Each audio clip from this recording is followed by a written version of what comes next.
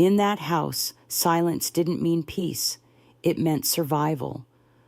Those words have never left me, not when I became a teacher, not when I became a mother, and certainly not now, as I sit on this porch, my hands folded in my lap, watching the magnolia trees sway in the Louisiana breeze. I'm 79 years old. My name is Kathy Andrews. And this is the story I never told anyone. Not until now. From the outside, my life must look quite ordinary.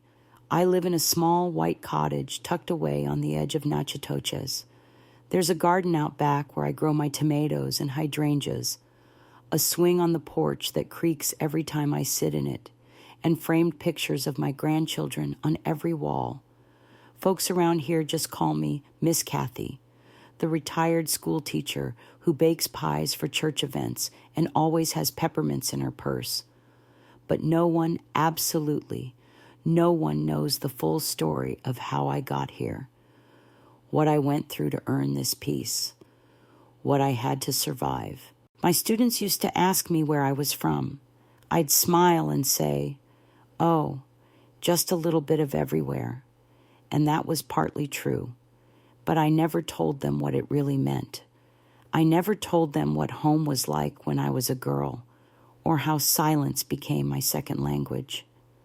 I never told them that the man everyone in town called Dr. Andrews was the reason I learned how to disappear inside my own mind just to stay safe. It's taken me nearly 8 decades to say these words aloud. And now, with the years catching up to me and the nights growing quieter, I find myself needing to tell the truth, not for pity, not for attention, but because somewhere out there, someone might need to hear it. Someone might be sitting in silence too, thinking they're the only one. I was born in 1946, just after the war ended. Natchitoches was a different town back then, smaller, slower, but filled with the same smiles and secrets. My father, Dr. Harold Andrews, was the town physician, a man of good standing, a man who could walk into any shop, tip his hat, and be greeted with warmth and respect. People said he was generous, brilliant, compassionate. They'd tell stories of how he treated sick children at no charge, how he'd drive out to someone's farm in the middle of the night just to check on a cough. They called him an angel. If only they knew. At home, he was something else entirely. My mother, Louise, was a gentle soul. She had long auburn hair when I was little and the softest voice until one day.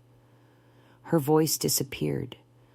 Not because of illness, not because of grief, but because of the tiny white pills my father slipped into her tea, because of the syringes he kept locked in a drawer only he could access. He said it was for her nerves, that she needed to rest, but I saw her change. I watched the life drain out of her eyes little by little, year after year, until one day she was nothing but a ghost walking around in a house dress. And I learned quickly how to survive. I was a quiet child, always careful, always listening. I never asked too many questions, never laughed too loud, never cried where anyone could hear me. I clung to the shadows of our big, white-columned house, pretending I was invisible, because in that house, being noticed meant being punished.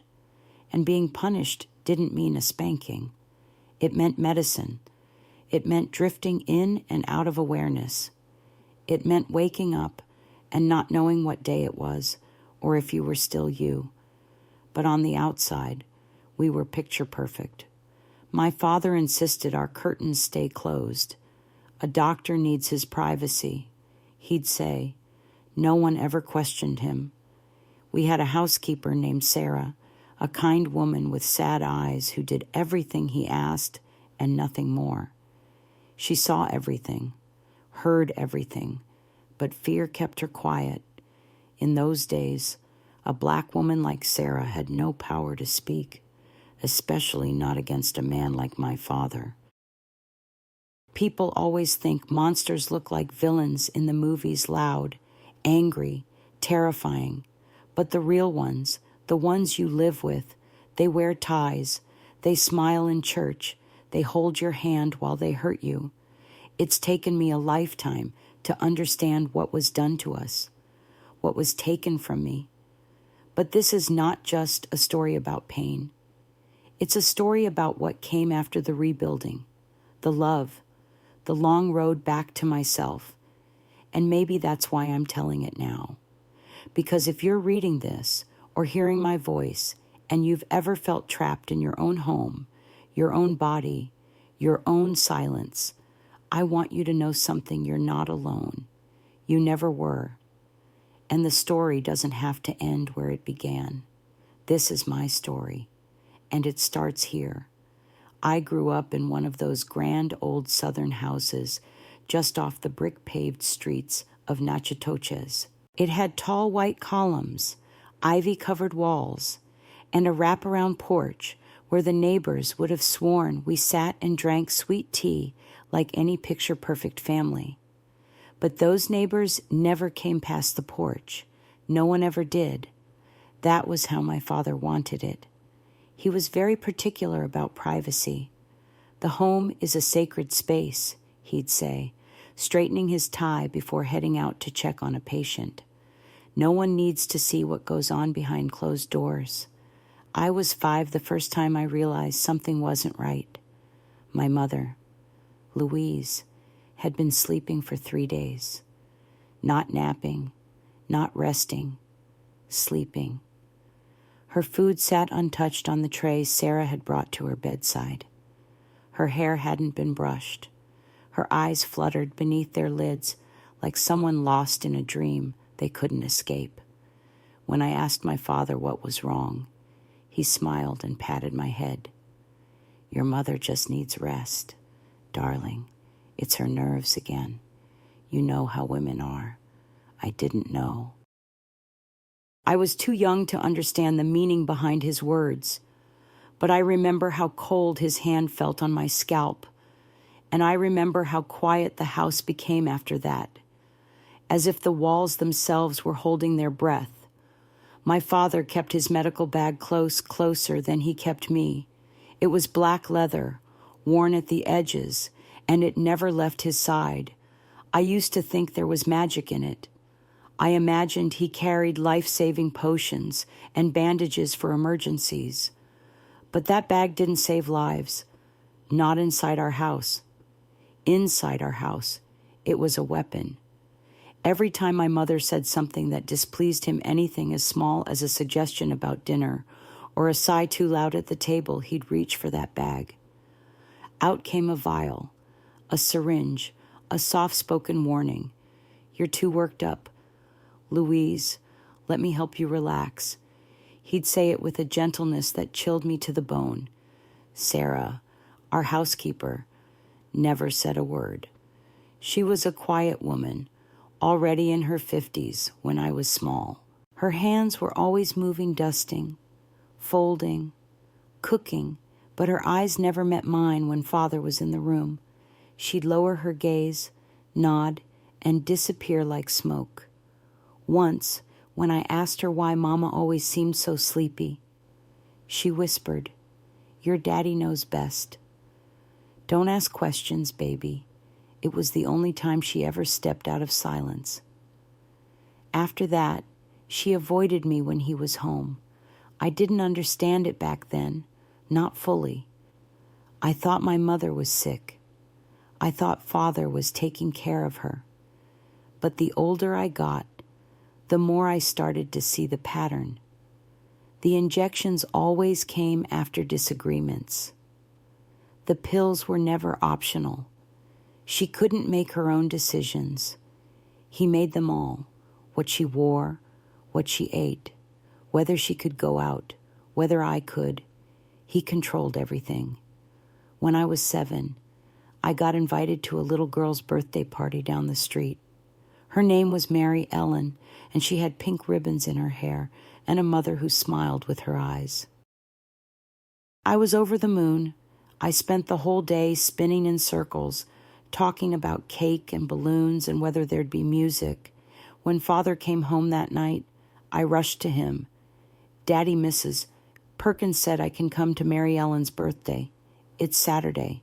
His smile didn't even reach his lips. Who gave you permission to accept an invitation? I thought it was okay. Mrs. Perkins already spoke to Sarah and in this house, he said, voice cool and low. I decide what's okay. At dinner, my mother tried to intervene. It might be good for her. Harold, just a couple of hours with friends. The look he gave her turned her words to dust. He set down his fork, opened his bag, and pulled out a vial with a clear liquid. Without a word, he injected it into her arm right there at the table. Too much excitement, he muttered, almost to himself. You need to rest. She slumped forward, her face falling into her plate. He picked her up with the kind of care you'd show a broken lamp and carried her upstairs. When he returned, he turned to me. See what you've done. You upset your mother with all this party nonsense. Go to your room. And I went. I always went. That night, I sat on my bed holding the rag doll Sarah had sewn for me, and I cried so softly I was sure even God couldn't hear it. I learned then that joy came with consequences. That noise was dangerous. That dreams needed to be folded up and hidden like old linens. At school, I was the quiet girl, always neat, always obedient. The teachers loved me. Such a polite child. They said, so respectful, a model student. If they only knew. They didn't see the needle marks on my mother's arms. They didn't see the way my father looked at us, not with love, but with ownership, like we were specimens in his private experiment. They didn't know that every night. I prayed not for toys or ponies or even happiness. I prayed to be invisible. Because in my house, that was the safest thing a girl could be. When you grow up in fear, you don't always realize that's what it is. You just learn to live around it. Like an old, splintered floorboard you avoid when walking through the hallway. Like the way you learn to hold your breath when footsteps get too close to your door. For years, I thought the way I lived was normal. Didn't every little girl walk on eggshells? Didn't every mother slur her words after dinner and spend days half asleep? I didn't question it. I couldn't afford to. But something shifted when I turned 10. It was like the curtain lifted just enough for me to peek behind it. It started one Sunday in late spring.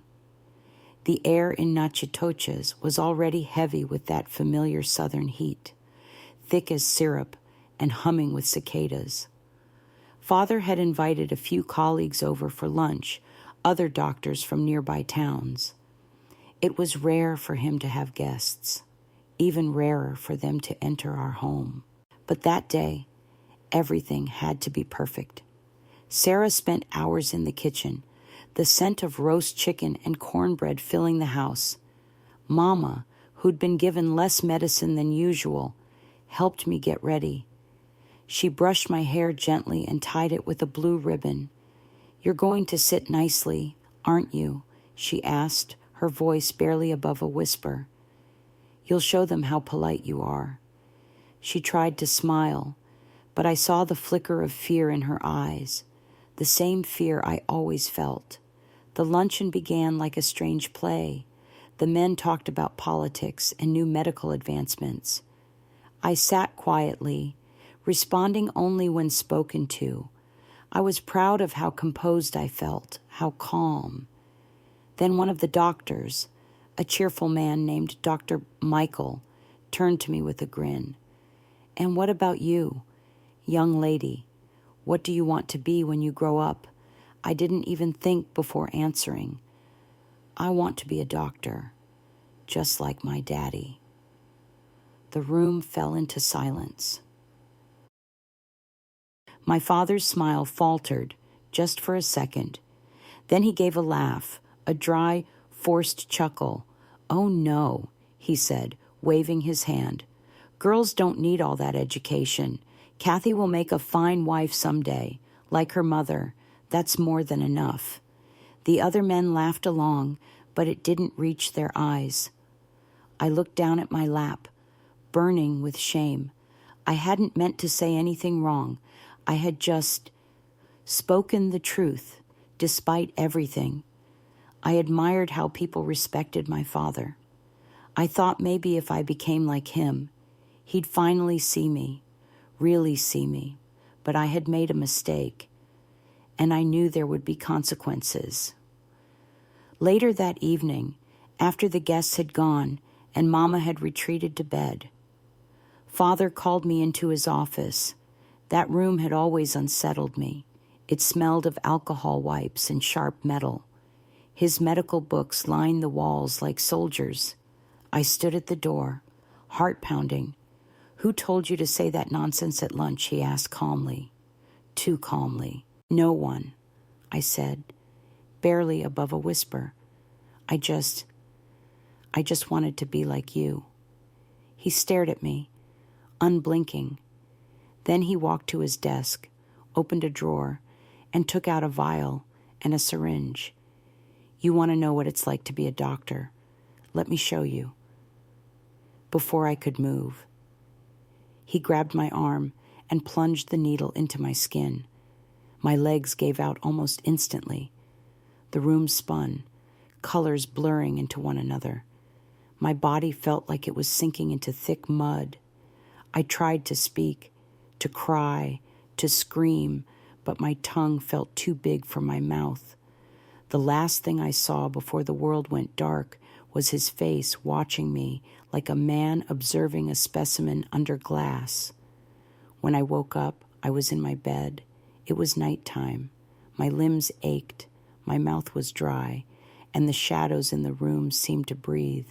I heard soft weeping through the crack of my door. My mother, "Please, Harold, she's just a child," she pleaded. "She needs discipline," he replied coldly. You, of all people, should understand that.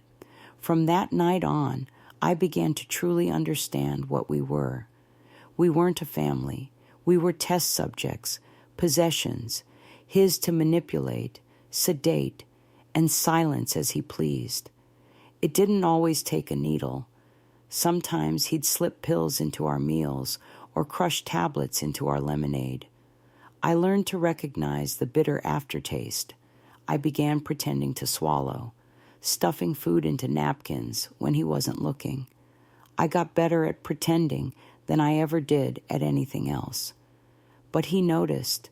Of course he did. He always noticed. And the punishments got more subtle and more frightening. If I played too loud, he'd scold me not with words, but with silence, cold, suffocating silence that lasted for days. He wouldn't look at me, wouldn't speak to me. That was somehow worse than the drugs. Mama faded more with each passing month. Some mornings she couldn't even remember my name. Her hair, once so neatly pinned, hung loose over her face. She'd wander from room to room with no destination, mumbling things I couldn't understand. Sarah stayed silent. She watched us like a ghost trapped in the wrong world, helpless to intervene. Once, I saw her clutching a cross around her neck, her lips moving in silent prayer. And me, I stopped dreaming. I stopped asking questions. I learned how to move soundlessly, how to fold myself into corners, how to become small enough not to be noticed. But deep down, something inside me was changing. I began to see my father for what he truly was: not a flawed man, not a misguided parent, but a predator cloaked in respectability, a monster with a medical license. It's strange how children sense danger even when they can't explain it. I didn't have the words for what he was doing, but I knew it wasn't love. It wasn't discipline. It wasn't care. It was control, and it was only getting worse. The spring I turned 11, I began to lose track of days. I'd wake up with a strange weight in my limbs, like I'd been sleeping underwater. My mouth would be dry, my thoughts cloudy. Sometimes I'd find myself in a different room than where I remembered going to bed. Other times, I'd hear people speaking to me, but their voices sounded distant, like they were underwater too. It wasn't until much later I realized I was being drugged more often than I thought, not just when I disobeyed, not just when I made noise. My father had turned dosing me into a routine. He called them vitamins. Take this, Kathy. It'll help you grow strong, he'd say, holding out a pill with a glass of cloudy water, and I'd take it, not because I believed him, but because I had learned that saying no was more dangerous than swallowing whatever he gave me. One afternoon, I came home from school to find the house unusually quiet. The windows were closed, as always, but the silence was heavier than usual. I walked through the hallway on tiptoe, clutching my books to my chest. Sarah wasn't in the kitchen. Mama wasn't in the sitting room. I climbed the stairs slowly. At the top, I saw the door to my father's office cracked open. That room was sacred to him, off limits. Even Mama wasn't allowed inside without permission, but something drew me in. Maybe it was curiosity. Maybe it was the need to understand the man who controlled my world. Or maybe it was the sound of a glass bottle rolling across the floor and hitting the desk leg. I peeked inside. The office was dim, lit only by the sunlight slanting through the blinds. His bag sat on the desk, unzipped. A drawer hung slightly open, revealing neat rows of vials, clear, yellow, amber. His handwriting labeled each one. I saw words I couldn't yet understand: chlorpromazine, diazepam, thiopental, and there, in the middle of the desk, was a file with my name on it: Kathy Andrews, Patient Observation Notes. My heart stopped. I stepped back before I could read more. My breath caught in my throat. I didn't want to know what was in that file, not yet. I was still too scared of the answers. That evening, he called me into the living room after dinner. "I want you to come sit with me," he said. His voice was even, but there was a weight behind it I'd come to recognize. The weight of something coming. I obeyed. He poured himself a glass of whiskey, then looked at me like a scientist inspecting an experiment. "You're growing up now," he said. "It's important you learn to behave properly. A young lady doesn't question her father. A young lady listens." I nodded. "You've been forgetful," he added, "and your grades are slipping." That wasn't true. I had just gotten my report card. All A's and 1 B in arithmetic. He reached into his pocket, pulled out a small glass vial, and held it up. "This will help you focus." He said it with such casual authority, as if offering me a Band-Aid. I opened my mouth to protest, but the look in his eyes stopped me. He didn't ask for permission. He never did. He took my arm, rolled up the sleeve of my cardigan, and wiped my skin with alcohol. I turned my head, watching the fireplace as the needle went in. The sting was sharp, but what followed was worse. My vision blurred almost instantly. My body turned to lead. I couldn't speak, couldn't move. It was like falling into a pit and watching the world from the bottom, unable to climb out. And through it all, he watched me, not with concern, not with regret, with curiosity, like he was waiting to see how the dosage worked. I don't remember how I got to bed that night. I woke up sometime after midnight, drenched in sweat, my tongue dry as paper. I stumbled to the bathroom, catching a glimpse of myself in the mirror, pale, with glassy eyes that barely looked like mine. And that's when it hit me. This wasn't just about control. This was experimentation. My father was testing things on me. I was his trial subject. The next morning, Sarah found me huddled under the dining room table, still wearing my nightgown. "Baby," she whispered, kneeling beside me. What happened, I couldn't speak. I just shook my head. She sat with me for a moment, her bony hand brushing the hair from my forehead. "Your mama used to cry like this," she said quietly, before she stopped crying altogether. That night, Mama was worse than I'd ever seen her. She wandered the hallway in her robe, mumbling names I didn't recognize. When Father told her to go lie down, she laughed this hollow, broken laugh that made my blood run cold. Then he reached for his bag. "Mama." "No," I whispered. He ignored me. She saw me watching and tried to smile, but there was nothing left in her eyes. "Go to your room." "Kathy," he said, and I did. But I stood behind the door, listening to the sound of her body slumping to the floor, listening to him say, "See what happens when you get too excited." I pressed my hands to my ears and wept. The next day, I tried to talk to Sarah again. I begged her to help us. "Why don't you do something?" I asked. "You know what he's doing." She looked at me, her eyes so full of pain I thought they might spill over. But she only said, "I can't. Baby, he'd ruin me." No one would believe me, and she was right. In 1950s Louisiana, a respected white doctor's word meant more than any black woman's truth, or a sedated housewife's, or a girl's. We were trapped, all of us, held hostage behind white curtains and polite smiles. And for the first time, I began to feel a different kind of fear, not just of my father, but of what I might become if I stayed, if I let this go on, if I kept swallowing his pills and silencing my thoughts. Something inside me began to shift. A whisper, a warning. If you don't find a way out, Kathy, you'll disappear too. There's a certain silence in a house that doesn't feel like peace.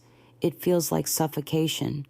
By the time I turned 12, that silence had become constant. Mama barely spoke anymore. She'd float from room to room like a shadow, always wrapped in the same worn robe, her eyes vacant, her steps slow. If she did speak, her words didn't always make sense. She'd talk to people who weren't there. She'd call me by the wrong name. Sometimes she'd look right at me and ask, "Have you seen Kathy?" "I'm right here." "Mama," I'd whisper. She'd nod, but I knew she didn't see me.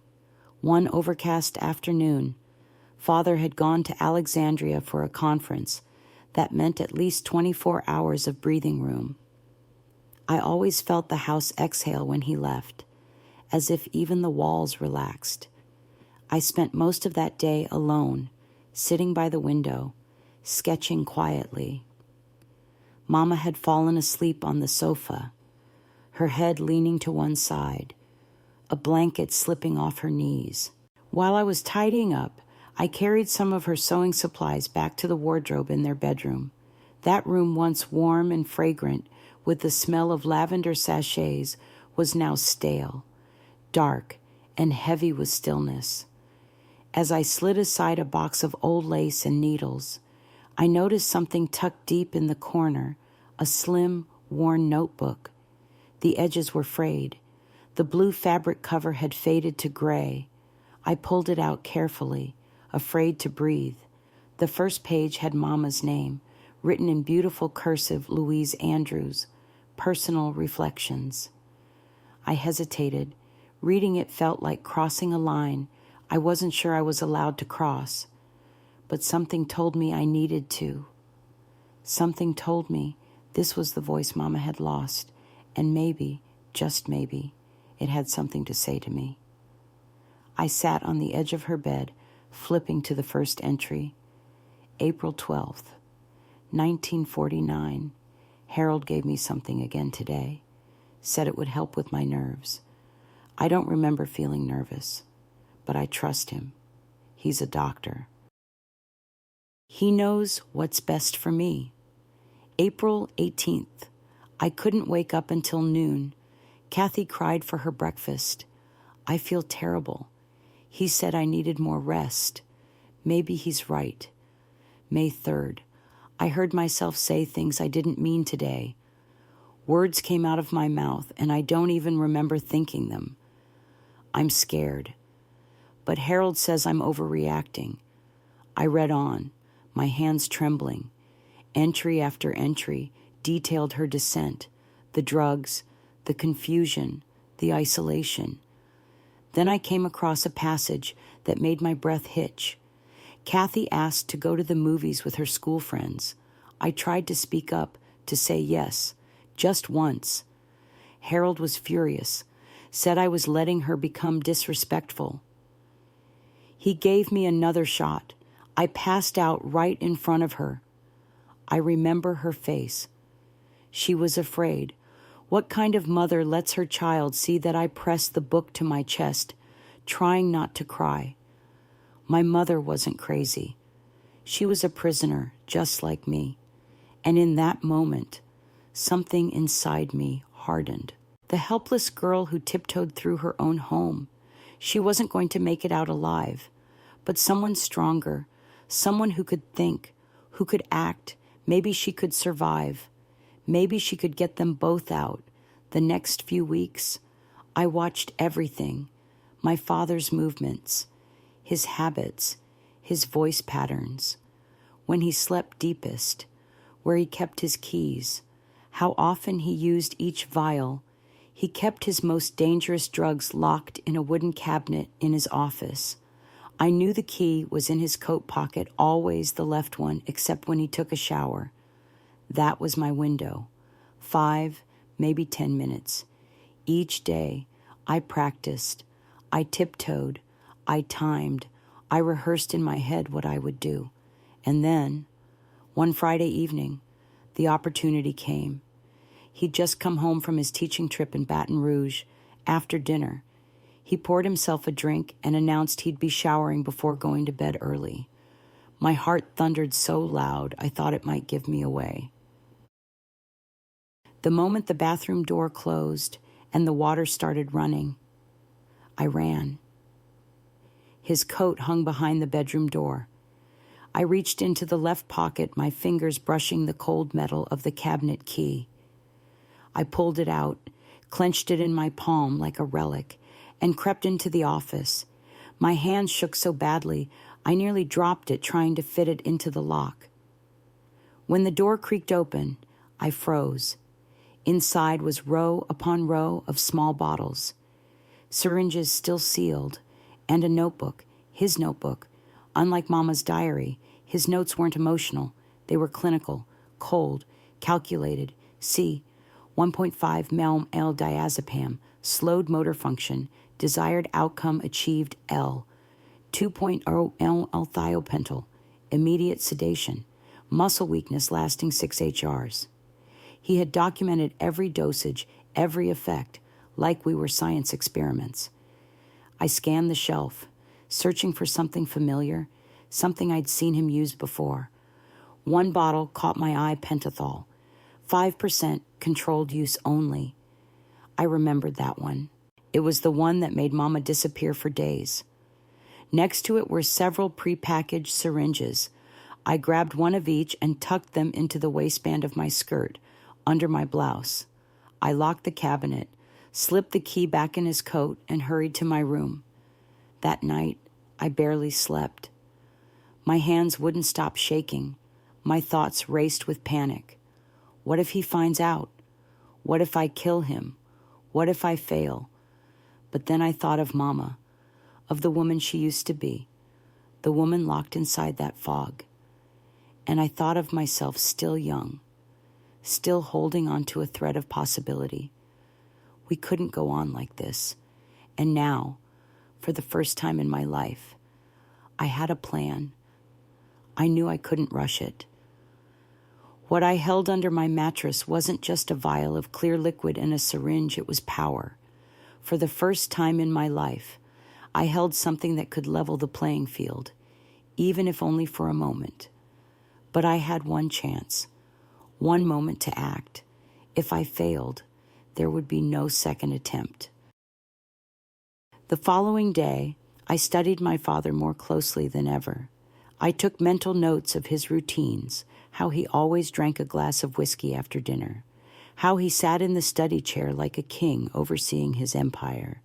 I noticed how he swirled the glass slowly, savoring his power, and how his mood softened just a little after the first sip. That was when he let his guard down. That Saturday, the opportunity came unexpected, but perfect. He announced we'd be hosting a guest, an old colleague from the state medical board, a man he needed to impress.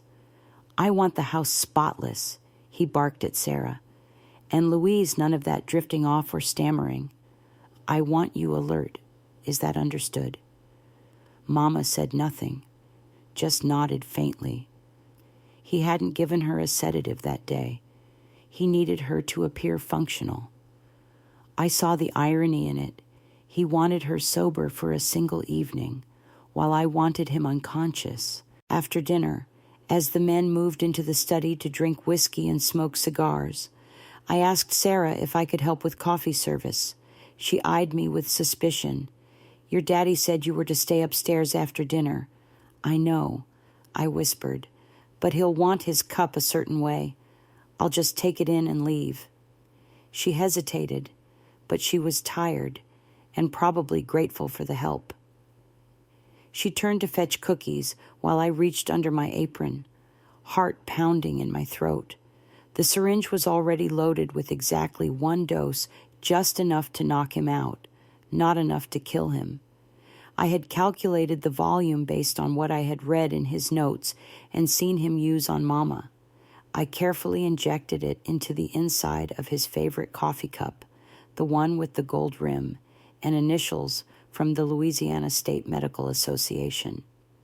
When I entered the study with the tray, the room was hazy with cigar smoke. The guest, a balding man with a wide smile, was mid-sentence, chuckling. Ah, and here's the young lady, he said when he noticed me. Father waved his hand. Just set it down.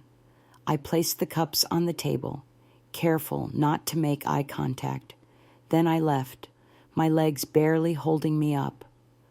I waited in the kitchen, ears straining to hear through the thin walls.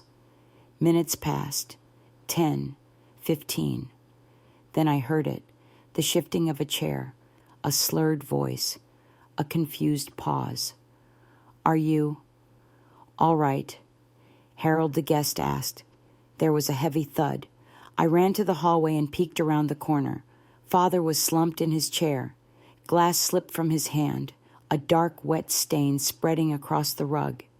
His eyelids fluttered, his mouth half open, mumbling incoherently. The guest jumped to his feet in alarm. Someone get help. Sarah rushed in. Chaos unfolded. But I had no time to waste. While they scrambled to carry Father upstairs and call another doctor, I found Mama sitting on the edge of her bed, hands trembling. Mama, I whispered, kneeling in front of her. We don't have long. He's out cold. Her eyes widened. What do you mean? I took her hands in mine. I found your diary. I know everything now. I used his own medicine against him. We can leave, but we have to go now. Tears filled her eyes, but she didn't cry. Instead, for the first time in years, she looked awake. I can't. Kathy, he'll find us. No, not this time. I have the evidence. We have your diary, his notes. We'll take it all. Her hands squeezed mine. We packed quietly, just one small suitcase between us. I slipped the 2 journals into my school satchel, alongside a few clothes and the last savings Mama had managed to hide in her sewing box. As we crept toward the front door, Sarah met us in the hallway. For a moment, I thought she would stop us. Instead, she looked down the hall toward the guest room, then back at me. "Go," she whispered, "before he wakes up. You deserve better than this." I hugged her. Then Mama and I stepped outside into the cool night air. The stars above Natchitoches had never looked brighter. We didn't have a car. We walked for over an hour. We moved through the quiet streets. Our steps hurried, hearts racing. We avoided gas stations, main roads, anything that could expose us. Our destination was the rectory behind St. Agnes Episcopal Church. Bishop Thomas Grant was the only person in town I believed had both the moral courage and the influence to help us. He had baptized me when I was a baby. He'd once helped a neighbor widow find shelter after her husband beat her. And more than anything, I knew my father couldn't intimidate him. When we reached the gate, the night guard looked at us with confusion. 2 women, one clearly fragile, the other a trembling child. "I need to see Bishop Grant." I said, "It's nearly midnight." The guard replied, "Please," I said, my voice firm despite the fear in my chest. "It's an emergency. He knows who I am." He hesitated. Then, perhaps seeing the desperation on Mama's face, he opened the gate. 10 minutes later, we stood before the bishop, a tall man with silver hair and kind eyes. I laid the satchel on his desk and told him everything about the needles, the drugs, the silence, the years. When I finished, he said nothing at first. Then he stood, placed his hand on Mama's shoulder, and said, "You're safe now. You won't return to that house. I promise you that." And for the first time in my life, I believed it. Bishop Grant didn't send us back. True to his word, he gave us shelter that night and protection. We stayed at the home of a widow named Mrs. Eloise Merriman, a soft-spoken woman in her 60s with warm hands and a quiet strength. Her small house was behind the church, tucked between sycamores and rose bushes. She gave us tea without asking questions and tucked Mama into the spare bedroom like she'd been waiting for us all along. I slept on a sofa that smelled faintly of cinnamon and old books, and for the first time in my life, I fell asleep without fear of hearing his footsteps down the hall. The next week was a whirlwind. Bishop Grant convened a small circle of trusted allies, the sheriff, a judge, and a visiting physician from Baton Rouge who didn't owe my father favors. He reviewed the journals, Mama's and his, the medical notes, the records, the dosage logs. They couldn't ignore the evidence. And when Sarah was called, she, after a long pause, confirmed our story. Quietly, tearfully, still, even with everything laid out. The town wasn't ready to see their beloved doctor as a monster. My father denied it all, of course. He claimed Mama was mentally unstable, that I had been led astray, that it was all some dramatic misunderstanding. There were whispers of institutionalizing us. But Bishop Grant pushed back. Instead of a trial, a deal was reached, one that would allow us to disappear quietly. My father would forfeit all parental rights. He would never seek us out again. In exchange, the case would remain out of the public eye. To my surprise, he agreed immediately. Maybe he knew he'd lost control. Maybe he feared the scandal. Or maybe some part of him realized he couldn't manipulate us anymore. I never found out. I never wanted to. On a humid September morning in 1961, Mama and I boarded a train with 2 worn suitcases and a one-way ticket to New York City. We had no plan, just the promise of a distant cousin, Eleanor, who lived in Queens and had offered us a place to stay. We said goodbye to Bishop Grant on the platform. He gave me a hug that lingered a moment longer than expected. "You did what most adults wouldn't dare," he whispered. "You protected your mother. You saved yourselves." I didn't feel brave. I felt terrified. But I nodded because it was all I could manage. The train pulled away from Natchitoches, and with every mile that rolled by, it felt like we were shedding layers of the past. By the time we stepped into Grand Central Station, I could barely breathe from the sheer size of it all. The people, the noise, the sky-scraping buildings. It was another world. Mrs. Eleanor met us on the platform wearing a floral dress and carrying a paper sack with ham sandwiches and apple slices. She hugged Mama tight, then turned to me. "Well," she said gently, "I suppose we're family now." She lived in a small apartment in Woodside. Queens 1 bedroom, 1 bath, and a living room with a pull-out couch that would become my bed for the next 2 years. It was cramped and noisy, but it was safe. There were no needles, no sedatives, no shouting, just the sound of elevated trains and neighbors arguing in the hallway, real life, messy and loud. Mama struggled at first. Years of medication had left her with tremors, headaches, and long nights of restless sleep. There were days she didn't get out of bed, nights she woke up screaming. But Eleanor never judged. She brewed chamomile tea. She rubbed Mama's back.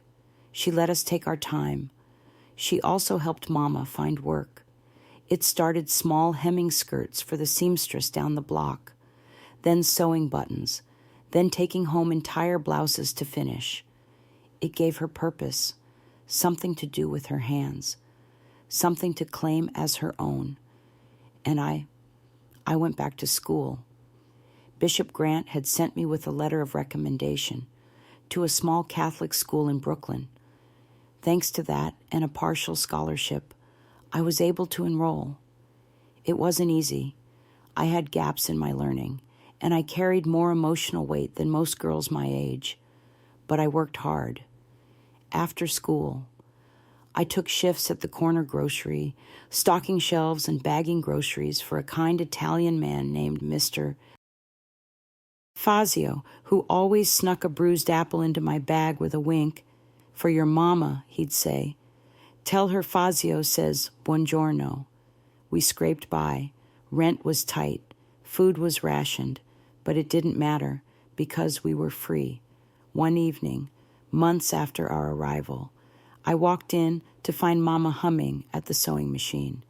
It was a tune from her youth, "You Are My Sunshine," soft and slow. The window was open. The scent of supper filled the air, and she was smiling. It wasn't a big smile, not radiant or showy, just a small, genuine curve of the lips. I stood in the doorway for a long time, watching her. That's when I knew we hadn't just escaped. We had begun again. In New York, I started to become someone I never thought I could be. Not just a survivor, not just a girl who escaped, but a student, a worker, a daughter again. I finished high school with quiet determination. I kept my head down, my grades high, and my heart guarded. While other girls gossiped in the cafeteria or went to dances in shiny shoes, I went to the library.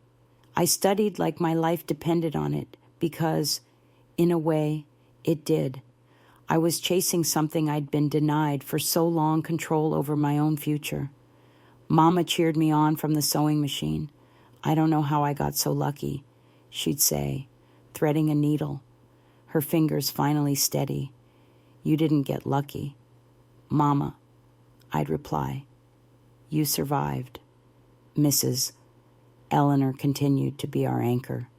She helped Mama set up a small corner in the kitchen as her own workspace, And within a year, Mama was sewing for 5 neighborhood women, mostly mending, sometimes full dresses. She wasn't just stitching fabric. She was stitching herself back together.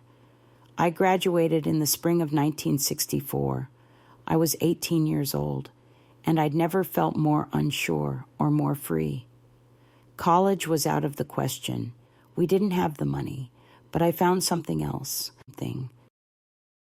A vocational training program for teacher aides at a public elementary school in Brooklyn. It paid just enough to keep the lights on and offered something even more valuable purpose. The first time I stepped into a classroom, I nearly cried. The desks were small. The walls were covered in crooked drawings and misspelled words. But the children, they were full of noise and curiosity. Their voices weren't feared. Their questions weren't punished. They belonged in the world in a way I had never felt I did at their age. I wanted to give them what I never had: safety, encouragement, and someone who listened. I worked hard, stayed late, volunteered to help grade papers and decorate bulletin boards. The principal noticed, so did the lead teachers. A year later, I was offered a full-time aide position with benefits.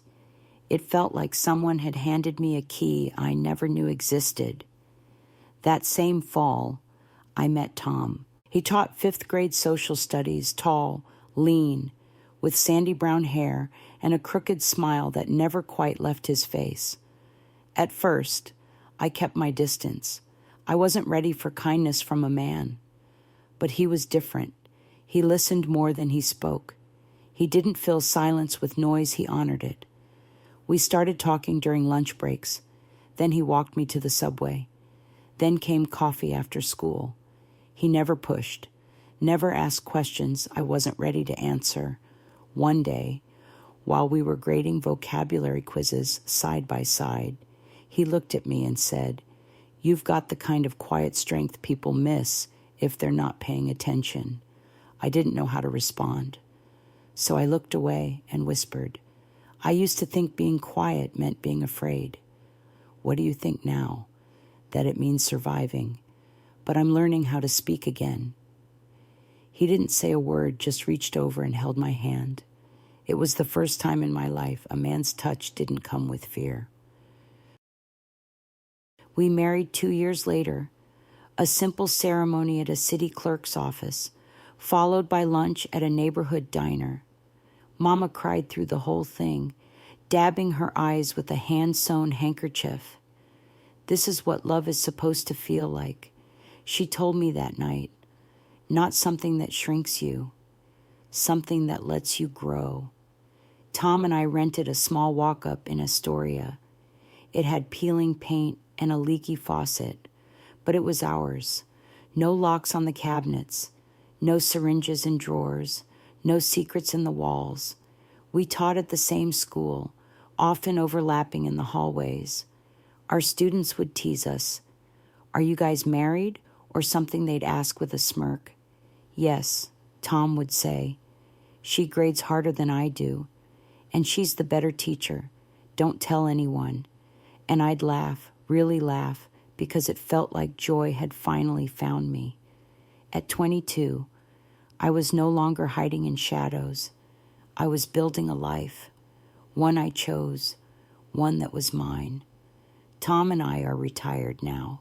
We live in a modest home in upstate New York, surrounded by pine trees and winding trails. Tom tends to his tomatoes in the summer and reads the newspaper in the fall. I knit blankets for the shelter down the road and spend my mornings writing in a notebook Mama once gave me, just as she wrote in hers. We never had children of our own, but every student who passed through my classroom left a piece of themselves with me. I see their holiday cards on my fridge, their weddings on my bookshelf, and their thank you notes tucked away in drawers. They are the family I built in the quiet aftermath of survival. And Sarah, she's doing better than I ever expected. After our visit, she left Natchitoches, sold the old house, Started over in Baton Rouge, working as a receptionist at a small dentist's office. We speak twice a month now. Sometimes we share recipes. Sometimes we just listen to each other breathe. That's enough. We don't need to fill the silence anymore. As for my father, I don't speak of him much, not out of hatred, but because he no longer deserves space in my story. My life is not about what he did. It's about what I rebuilt. It's about the nights Mama and I stitched dreams under flickering lamps. It's about the children I taught who grew into kind, capable adults. It's about Tom's hand reaching for mine in the darkest years and never letting go. Most of all, it's about that scared little girl from Natchitoches who once hid behind locked doors, who now stands in the sunlight, unafraid. People ask me sometimes, Kathy, how did you survive all that? And I tell them gently, I didn't just survive, I lived. If you're hearing my story and thinking, that could have been me, or maybe that was me, then I want you to know something. It's never too late to rewrite your life. You may have been born into cruelty, raised in silence, or hurt by the people who should have loved you most. But you are not the darkness you came from. You are the light that kept burning, even when no one saw it. Healing doesn't come all at once.